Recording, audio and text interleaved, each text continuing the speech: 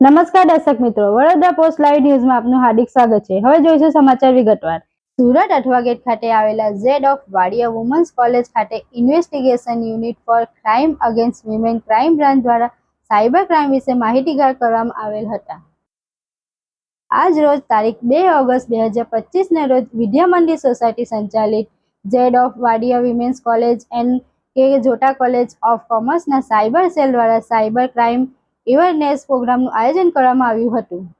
કાર્યક્રમના શરૂઆત પહેલા વડોદરા પોસ્ટ લાઈવ ન્યૂઝ સુરતના રિપોર્ટર પ્રજ્ઞેશ ભાજીવાલાનું સન્માન કરવામાં આવ્યું હતું।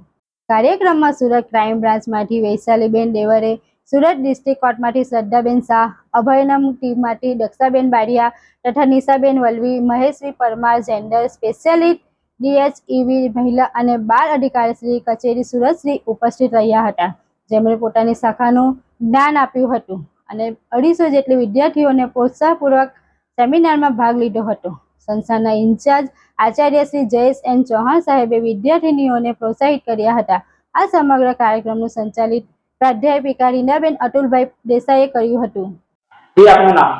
Jayesh N Chauhan, incharge principal Wadia women's college. આજે શું કાર્યક્રમનું આયોજન કરવામાં આવ્યું હતું? આજે અમારી કોલેજના સાયબર સેલના ઉપક્રમે મહિલાઓ માટે જે સુરક્ષાના ધારાધોરણો છે સાયબર સેલની એના પર પ્રોગ્રામનું આયોજન કર્યું।